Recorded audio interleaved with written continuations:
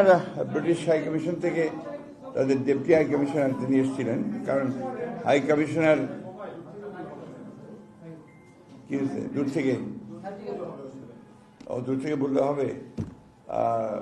তো high commissioner, British high commissioner যিনি, তারা খুব কাকতালীয়ভাবে তিনি আজকে লন্ডনে আবার আমাদের অ্যাক্টিং চেয়ারম্যান ভারপ্রাপ্ত তারেক রহমান সাহেবের সঙ্গে আজকেই দেখা করছেন, কিছুক্ষণ পরেই তার মিটিং হবে। কাকতালীয়ভাবে এই মিটিংটা আগেও সেট করা ছিল, যেহেতু আপনার হাই কমিশন নেই সেই জন্য আপনার ডেপুটি হাই কমিশনার এসেছিলেন।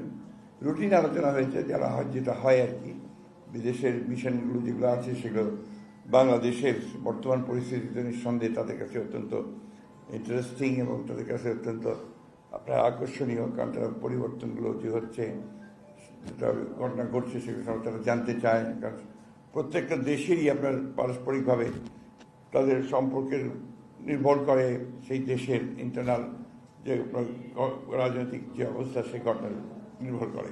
তো সেই সূত্রেই আপনার ওনারা এসেছেন, আজকে আমাদের সঙ্গে আলোচনা করেছেন বর্তমানে বাংলাদেশের রাজনৈতিক অবস্থা, আপনার বর্তমান সরকার যে আপনার পদক্ষেপগুলো নিচ্ছে সেই পদক্ষেপগুলো সম্পর্কে জানতে চেয়েছেন। আমাদের সম্পর্ক আপনার অন্যান্য দেশগুলোর সঙ্গে কেমন চলছে, এইটাই আর কবে নির্বাচন হচ্ছে এ ব্যাপারে সকলের আগ্রহ সবচেয়ে বেশি থাকে। তো এগুলো তো আমরাই এখন সব পরিষ্কার করে জানি না, স্পেকুলেশনের মধ্যে আছে আর কি। এটাই ওদের সঙ্গে এই পর্যন্তই আলোচনা হয়েছে।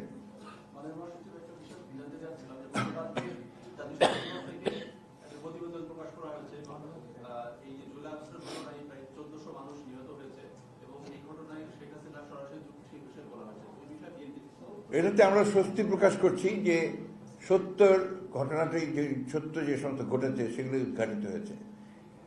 প্রবলেমটা থেকে আমাদের জাতিসংঘ যখন বলে তখন আমরা সেগুলো বিশ্বাস করি, আর যখন আমরা রাজনৈতিক দলগুলো বলি তখন আপনার অনেকেই বিশ্বাস করতে চায় না। তো যাই হোক, আজকে আমি বলবো যে ধন্যবাদ জানাতে চাইবো জাতিসংঘের যে পর্যবেক্ষণ কমিটি এসেছেন, তাদের যে রিপোর্টটা, সেই রিপোর্টটাকে আমি ধন্যবাদ জানাতে চাই যে তারা সঠিকভাবেই বলেছেন যে একজন ব্যক্তি, বিশেষ করে ফ্যাসিস্ট হাসিনার নির্দেশেই সমস্ত হত্যাকাণ্ডগুলো ঘটেছে, যে গণহত্যা হয়েছে সেটা তার নির্দেশে হয়েছে, এবং যত মানবাধিকার লঙ্ঘন ইভেন রাইটস ভায়োলেশন যা কিছু হয়েছে সব তারই নির্দেশে এখানে হয়েছে, এবং গণতন্ত্রকে ধ্বংস করে দেওয়া, ইনস্টিটিউশনগুলোকে ধ্বংস করে দেওয়া, আজকে সেটাই ফুটে এসেছে যে তার নির্দেশেই সমস্তগুলো ঘটেছে। এটা প্রমাণিত হয়ে গেছে যে হাসিনা একজন ফ্যাসিস্ট, এবং তিনি এই দেশের মানুষের অত্যাচার করেছেন, নির্যাতন করেছেন, গণহত্যা করেছেন। তো তাকে অবিলম্বে আমরা আজকে এখান থেকে চাইব যে ভারত সরকার তাকে ফেরত দিয়ে বাংলাদেশ সরকারের হাতে দেবে এবং তাকে এখানে বিচারের আওতায় নিয়ে আসা হবে, তাকে এবং তার সঙ্গে যারা সহযোগী ছিল তাদের সহযোগী। এটাই হচ্ছে আমাদের প্রত্যাশা আর কি।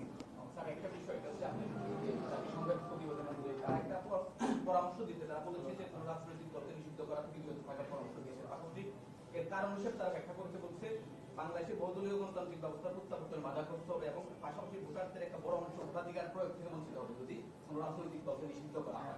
আপনি কি মনে করেন? এই বিষয়গুলো তো আমরা আমাদের মতামত আগেই বলেছি। আপনারা জানেন যে আমরা বলেছি যে জনগণ সিদ্ধান্ত নেবে।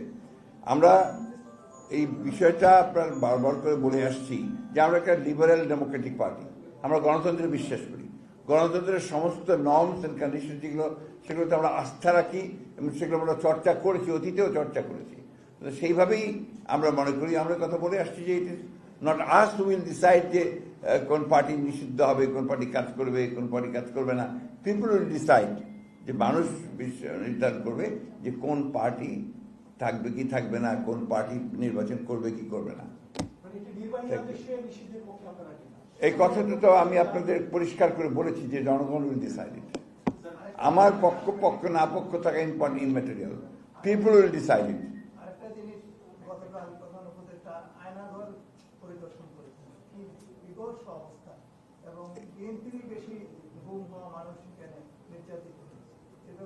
আমি এই জিনিসটাকে আপনি একটু ভিন্নভাবে দেখি কারণ যে গুম হওয়া, হত্যা করা, এটা শুধু একটা পার্টিকুলার দলের কথা আমি বলতে চাই না। এটা বাংলাদেশের মানুষকে গুম করা হয়েছে, বাংলাদেশের মানুষকে আপনার এখানে হত্যা করা হয়েছে নির্মমভাবে।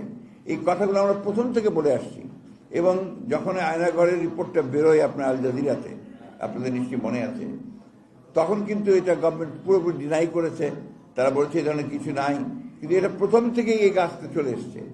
আপনারা মানুষকে তুলে নিয়ে মিথ্যা অপবাদ দিয়ে সে জঙ্গি সংগঠন করছে, এই ধরনের কথাগুলো বলে বন্ধ করে আটক করে নির্যাতন করে তাদের কাছ থেকে বিভিন্ন কথা বার করার চেষ্টা করেছে। কিছু লোককে তারা সেখানে রেখে দিয়েছিল যে বিভিন্ন সময় তাদেরকে দিয়ে জঙ্গি নাটক সাজাবে। ভুলে গেছেন নাকি আপনারা যে এক একটা বাড়িতে যেখানে জঙ্গির আপনার ট্রেনিং হচ্ছে, চর্চা হচ্ছে, পড়াশোনা হচ্ছে, জঙ্গিবাদ তৈরি করা হচ্ছে, আপনার বোম তৈরি করা হচ্ছে, এসব দেখিয়েছে। আজকে প্রমাণিত হয়ে গেল যে আমরা যে কথাগুলো বলেছি সেগুলি সত্যি। আওয়ামী লীগ এবং তার সরকার ওই সময় অত্যন্ত সচেতনভাবে বাংলাদেশের মানবাধিকার লঙ্ঘন করেছে, আপনার গণতন্ত্রকে ধ্বংস করেছে, এবং তারা শুধু ক্ষমতায় টিকে থাকার জন্য তারা বিরোধী দলকে ধ্বংস করেছে। যে আর কিছু আছে?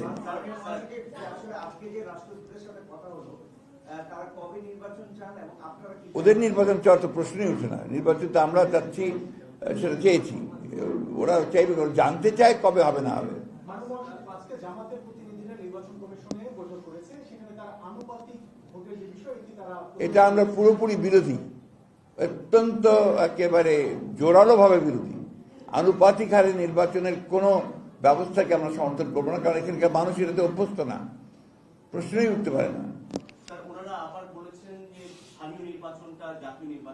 এটাতেও আমরা একেবারেই একমত নই। এগুলো তো আপনার সমস্ত রাজনৈতিক বিবেচনায় দেশকে আরো ভঙ্গুর অবস্থায় নিয়ে যাওয়ার একটা পরিকল্পনা ছাড়ার কিছু নয়। যত দ্রুত নির্বাচন হবে ততই আপনার রাজনীতি সহজ হবে, বাংলাদেশের মানুষ একটা স্থিতিশীল অবস্থার মধ্যে আসবে। নির্বাচনটা হওয়া দরকার দুটো কারণে প্রধানত।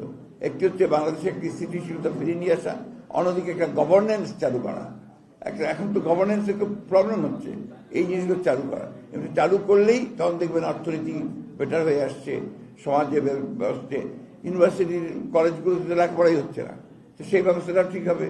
এটা তো একটা ইলেকটেড গভর্নমেন্ট না হলে এটাকে নিয়ন্ত্রণ করা খুব কঠিন। তো এখন তো একটা ভোলাটাইল সিচুয়েশন চলছে।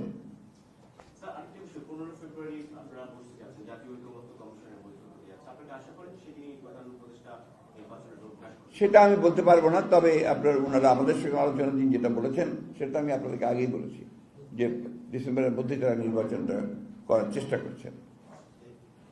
Thank you very much.